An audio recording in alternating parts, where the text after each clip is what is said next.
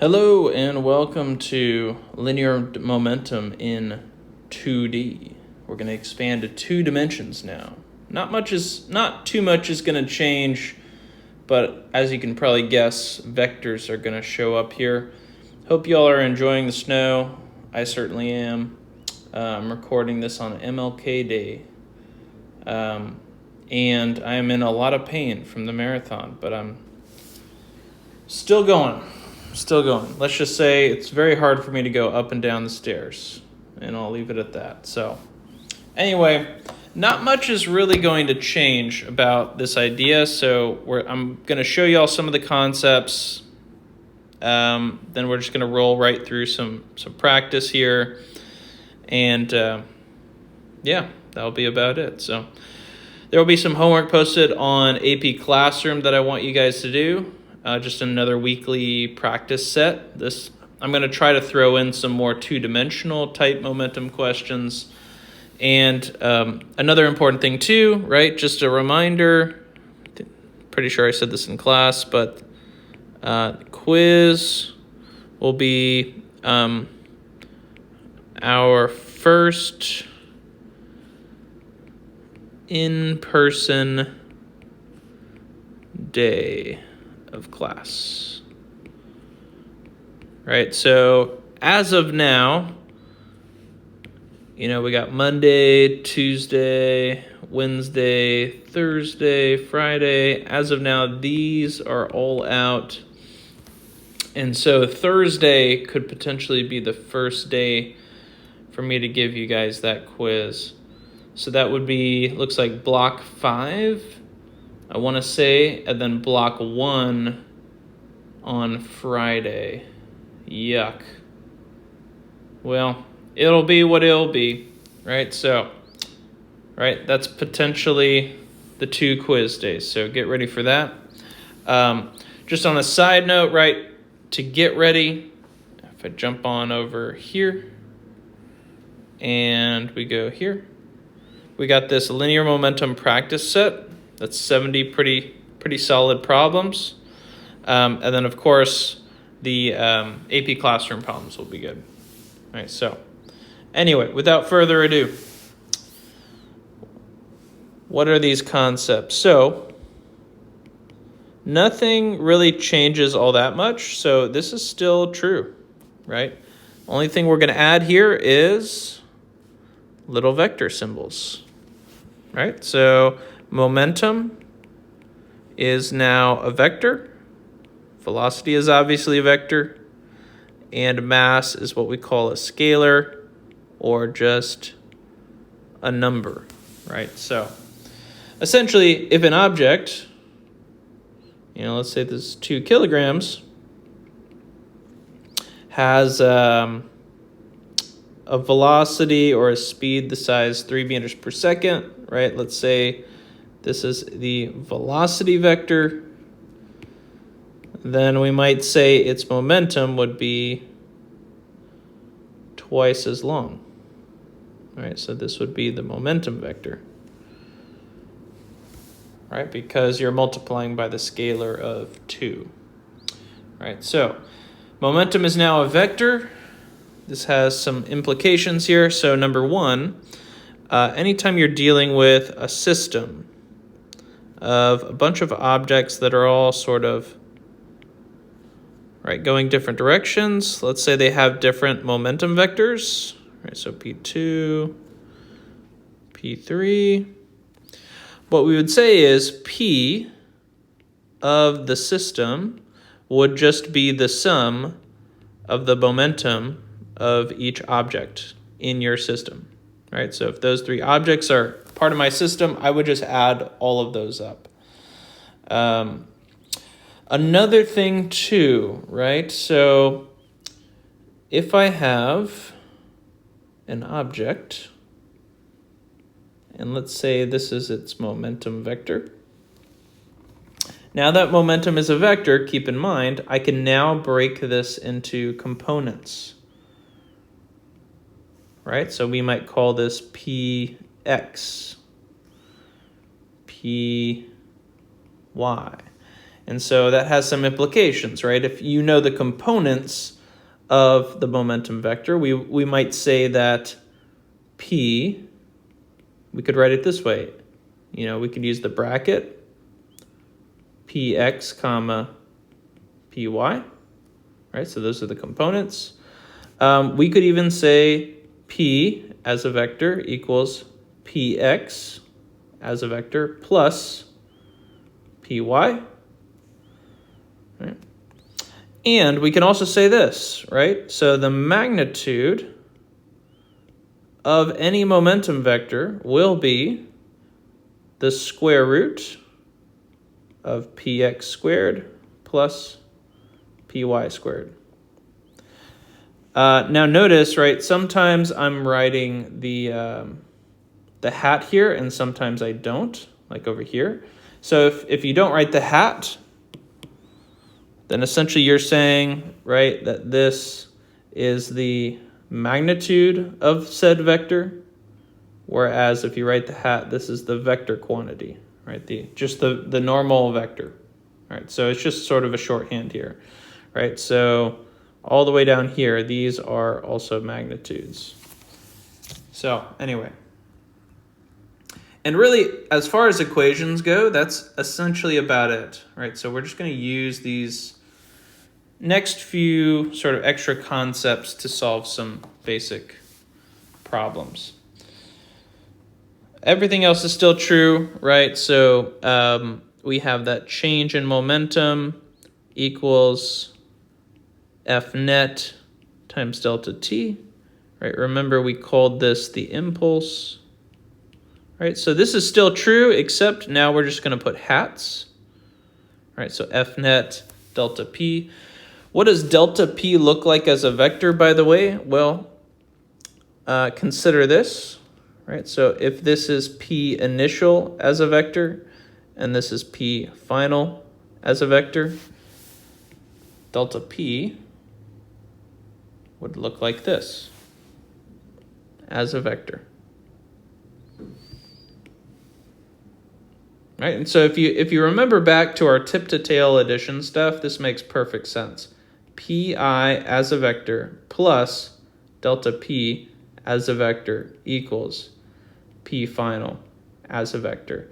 And if you subtract pi on both sides,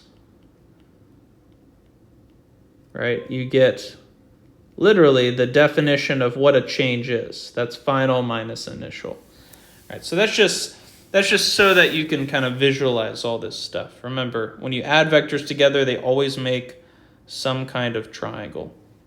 So we're going to kind of be using a lot of these ideas here. So we're going to start with this question. Two cars collide at an orthogonal intersection. From a top view of this intersection, the first car is 950 kilograms and has a speed of 60 meters per second approaching from the left. So we're going, let's just draw a picture here. 16 meters per second.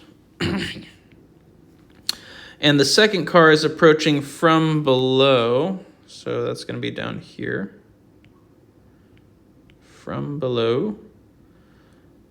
21 meters per second, this way. And the first car was 950 kilograms. This one is 1,300. I'll just write it outside of the car. And they're going to collide together. So they collide, and then they stick together. Right? So, key word. This is telling us this is an inelastic collision. So they're sticking together. This is sort of the before. And then what does this look like after? Well, you kind of have like the two cars kind of stuck together, they crashed into each other, and they're going off with some sort of final velocity, which we don't know how fast. And that velocity is very likely going to be at some sort of angle, right? So we don't really know. But using vectors and conservation of momentum, we can figure this out, right? So let's just write out the conservation of momentum. M1 V1I plus, and this is a vector, M2 V2I equals M1 V1F vector plus M2 V2F vector. Okay, so in fact, you know what we actually probably should do? This might be a more confusing way to look at it. Instead of using vector notation, let's just focus on a component, right? So let's do the x components, right? So x, x, x, x, x, right? And let's just break down. If momentum is conserved, it should be conserved along each component, right? So we're going to do this for all of the x's, and momentum should be conserved, all the x components, right? And then momentum will also be conserved in the y direction as well. So that's one thing I forgot to mention earlier. Just wanted to jump straight into the practice. So we have M1 is 950 times the speed of 16 meters per second, which notice, right, this is only in the x sort of direction, the horizontal direction, plus M2 times, right, if this vector is pointing straight up, the x component here is 0. So this would be times 0 equals, now in this case, our x component, we basically have one object, right? This one object has a mass of 950 plus 1300. And how fast is it going in the x direction? Well, that's going to be VF, which we don't know, times cosine of theta. Right. So we don't know what the angle is. That's fine. All right, let's just solve the rest of this equation, figure out the details later. Let's simplify this. So 950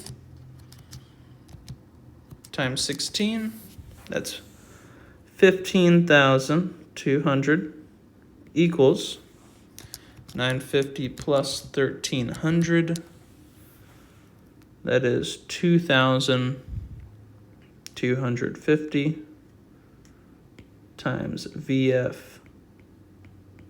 cosine of theta. Notice how many unknowns we have, right? VF and theta. We have two unknown variables, but this is one equation. I'll put a star next to it. Now we're going to look at the y components, right? So notice we're going to get a very similar thing. So we have M1 V1I y plus M2 V2I y equals M1 V1F y plus M2 V2F y. So M1, 950. What is the y component of velocity there? That one is 0, right? This vector is only horizontal, no y component. M2, 1,300 times, this will be 21. Now we have one object with a combined mass of 950 plus 1,300. How fast is it going? And in the y direction, well, it's going to be VF sine of theta. So let's put this together here. Okay, so this is 0. 1,300 times 21 is 27,300, which equals, let's see, 2,250 times VF sine of theta. So this is a second equation with the same unknown variables. That's solvable. It's solvable, right? Two equations, two unknowns. You might be wondering, well, how in the world? I mean, I might know how to solve this, but it looks like a lot of steps, Mr. McMahon. Well, here's a trick that we can do. Take these two equations and divide them by each other. And we're going to see something awesome. In fact, let's divide them this way. I'm going to take this equation, divide it by this one. All right, so 27,300 divided by 15,200 should be equal to, let's see, 2,250 VF sine of theta divided by 2,250 times VF cosine theta. Oh, this is amazing, right? Check this out. These numbers cancel, velocity final cancels, and we get this sine over cosine, which we know is equal to tangent, right? So essentially, if you just do a little bit more math here, tangent of theta, let's just do this, right? Tangent of theta should equal 27,300 divided by 15,200, which my calculator is giving me as 1.796. And if you take the inverse tangent of both sides, so inverse tangent of your answer here, let's see, check what mode you're in, by the way. So we might want to be in degree mode here. Yeah, make sure your calculator's in degree mode. Oh, shoot. I put it in wrong. Put that in, inverse tangent of that. Okay, so I'm getting an angle of about 60.89 degrees. There's my angle. Cool. And now we want to find the speed, right? So VF, well, now all I have to do is take my angle and plug it into one of those equations. So let me take maybe this one. All right, so 27,300 equals 2,250 times VF times sine of about 60.89 degrees. So that means that velocity final equals 27,300 divided by 2,250 sine of 60.89 degrees. So, what is my final speed? Let's put it into the calculator. Sine of the answer in degrees. Enter. So I'm getting a speed of 13.89 meters per second. 13.89. Okay, interesting. And what you might want to do to check, right, if this answer is truly valid, is calculate, calculate,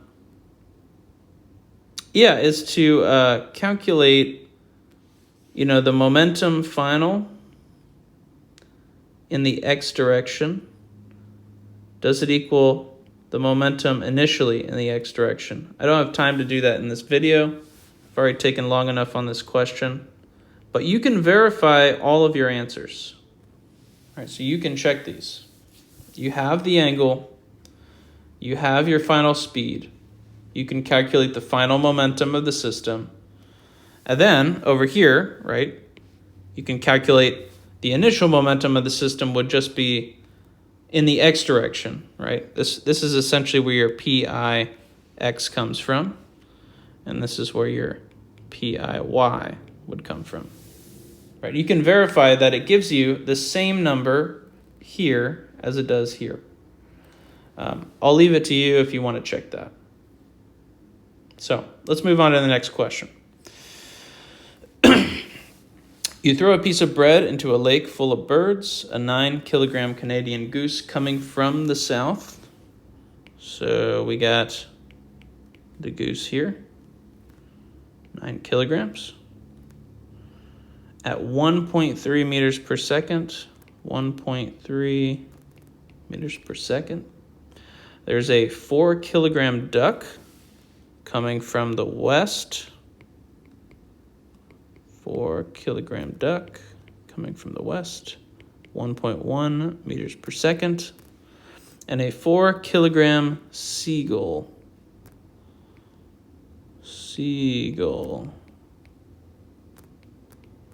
And it's moving at 1.1 meters per second. Race towards the bread. So there's a little piece of bread somewhere there. They're all going for it. What is the total momentum of the three birds? That means essentially like P vector system. That's what they're looking for. So we would have to get the momentum of each one separately, right? So P of the system equals the momentum of essentially the duck, right, plus the momentum of the seagull, plus the momentum of the goose. Okay, so this one will be a lot quicker than the last question. I should have led with this one. So that's going to be 4 kilograms. In fact, let's do this using vector notation. So I'm going to write 4 times the vector, 1.1, comma 0. Because you guys need to have some exposure to this. This is how a lot of kind of upper level physicists do their calculations. Seagull, right, is 4 kilograms times the vector, 0, comma. Notice which direction this is going, right? It's going down, so that would be negative 1.1 plus 9 kilograms for the goose, 0, comma 1.3. Cool. And now you distribute. Well, it's not quite like distribution, but it's close enough. So 4.4, comma 0, right, plus 0, comma negative 4.4 plus 0, comma, calculator, help me out here, 11.7. 11.7.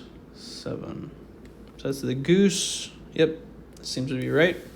When we add all these together, our final momentum vector will be 4.4, comma, that would be 11.7 minus 4.4, which is 7.3.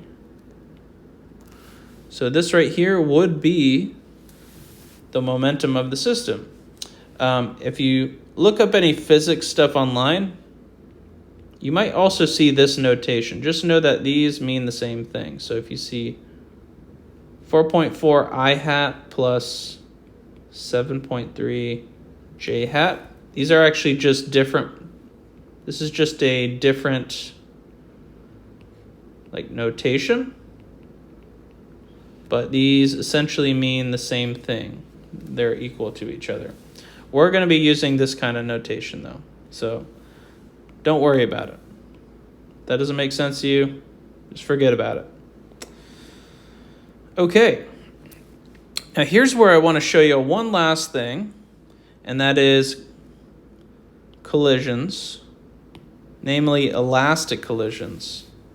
All right, so here we had an inelastic collision, the cars stuck together. Does anything interesting happen with elastic collisions? And so I want to show you all a quick simulation I made. That's me. I always making physics simulations. And I came up with this last school year. I wasn't able to show it to last year's guys, but I can show it to y'all. So this is programmed in JavaScript. It sort of generates random velocity, like random initial velocity of that first cue ball. And the cue ball hits another ball. So think of these as billiard balls. And this is in a two-dimensional frictionless plane. And then it calculates, according to the law of conservation of momentum, what the final momentums will be for each ball. And you might notice something about, if you look at PX system, PY system, before and after the collision, it is calculating actually the initial and the final of each of these values here. Right? So notice how those top two values stay exactly the same, even though the momentums are changing a lot. Right? So that's one thing to notice. There's also another thing you might notice too, by looking at the trajectories of each ball after the hit. You might also notice that the angle made is roughly 90 degrees. It's kind of interesting. In fact, if your collision is perfectly elastic, that will happen every single time. It took me a very long time to figure out why. For you guys, you don't know enough about energy yet to figure it out, but it has to do with energy. Again, we do not need to know any energy for now. I'm just saying if you want to look into it. So if you have a perfectly elastic collision in two dimensions and they ricochet off each other, right? One ball has to be going head on towards another. You're always going to get that 90-degree angle. So that's super cool. So that's what this problem is based off of. We have essentially two balls. One of them is moving towards the other. They sort of a little off center, right? So they collide and they go off at different angles, but the sum of the two angles is a 90-degree angle. So the question is, can I find these two final velocity vectors?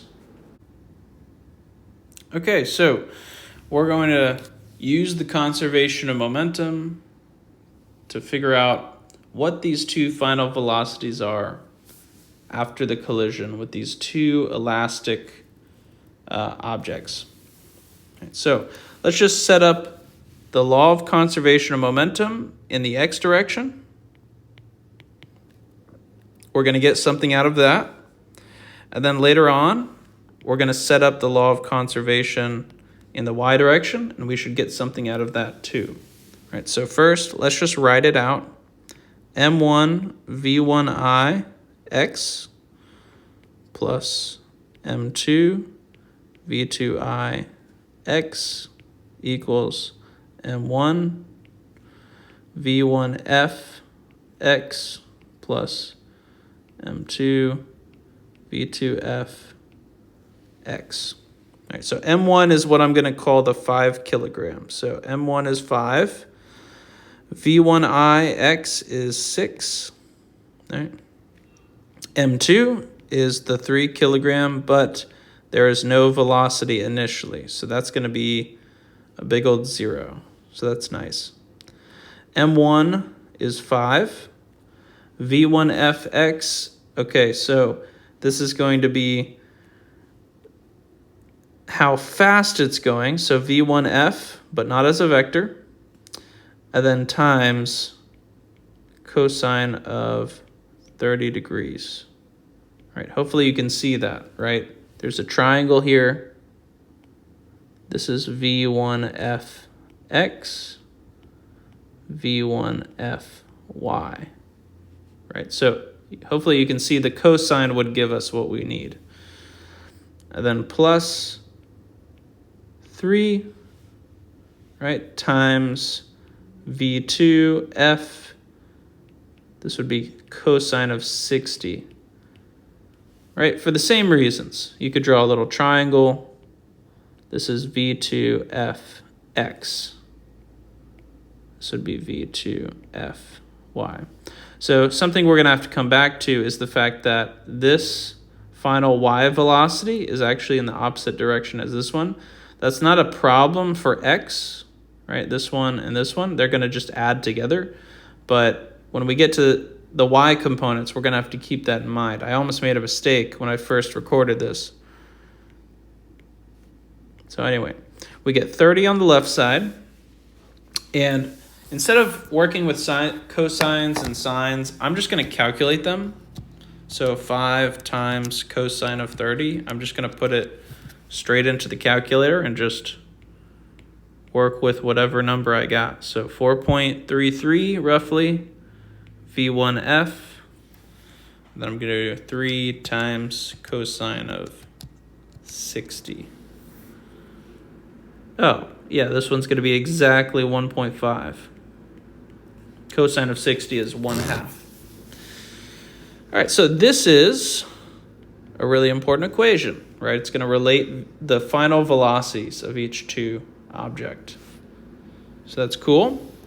Now we're going to do the y components. So m1, v1i y plus m2, v2i y equals m1, v1 f y plus m2, v2 f y. So this is going to be 5 times. Now v1 I y. Well, this is my velocity vector. There's no y component there. That's 0. Plus m2 is 3. And m2 is at rest initially. So this is also 0. That's really nice. So this whole side is a big old 0. All right, both of these cancel out. m1 is 5. v1fy. So notice how this is pointing down. So I'm going to have to put a negative here. Negative v1f. If we look at, right, this is the opposite side from the 30. That's going to be sine of 30. Okay. Plus 3 times v2fy. So that's a y component pointing upward.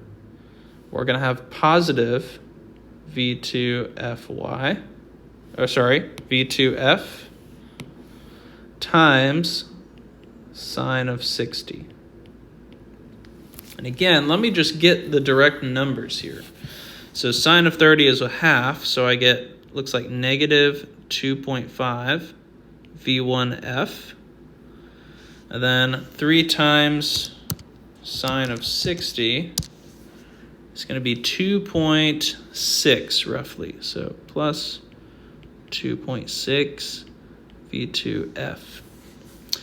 And notice how this gives us a nice equation. In fact, we could leave it like this, but it actually might be better to add, solve for one of these variables, right? So I might solve for v2f. So v2f equals, if you add this over to the other side, divide by 2.6, you end up with 2.5 divided by 2.6 times v1f. So that right there is a really nice substitution we can make. So we have two equations, right? Two equations, each with two unknowns. That's solvable. All right, so I wish there was a nice shortcut for this one, but there isn't. We're just going to have to, right, basically take this substitution with that first equation and just plug it in and solve for the other variable. So 30 equals 4.33 v1f plus 1.5 times v2f, which is going to be 2.5 over 2.6 times v1f let's get the number here, right? So 2.5 times 1.5 divided by 2.6. It's going to be 1.44. So 30 equals 4.33 V1F plus 1.44 V1F. Now I can combine those like terms, right? So we're getting 5.77 V1F. So that means that V1F equals 30 divided by 5.77. So I'm getting about 5.2 meters per second here. So that is the final speed of the 5 kilogram ball. All right, so that's one thing. Now I can actually plug that in. I would just plug that into this substitution, right? So V2F equals 2.5 divided by 2.6, now times 5.2. So V2F is about 2.5 divided by 2.6. Almost exactly 5. So I'm just going to put 5 meters per second here. All right, I'm getting 4.997. So that's probably good enough. So those are the final speeds of these billiard balls, if you want to think of them that way.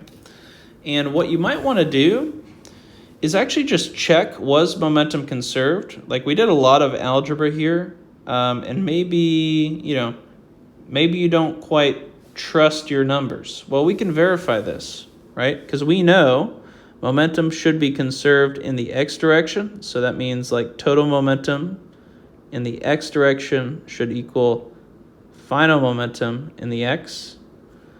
And this should be true, right? Initial momentum in the y should be equal to the final momentum in the y. So we can check this. I would check it. So initial momentum in the x was exactly 30.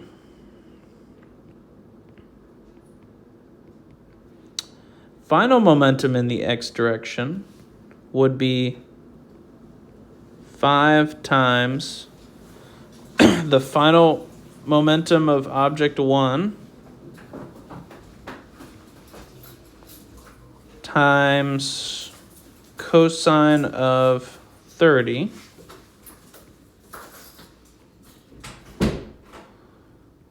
plus 3 times the final velocity of object 2, so that was about 5, times the cosine of 60. All right, so does this give you 30? Well, we can type it in, right? So 5 times 5.2 times cosine of 30 plus 3 times 5 times cosine of 60. And yeah, so this right here is giving me about 30.02. So that's, I mean, for me, that's essentially close enough. We did a lot of approximating and rounding here, so I don't expect to get exactly 30 anyway, right? So momentum was conserved in the x direction. What about the y? In fact, let me go ahead and move this here. We can check that too, right? So initial momentum in the y was exactly 0. Let's check it. 5 times 5.2 sine of 30 degrees.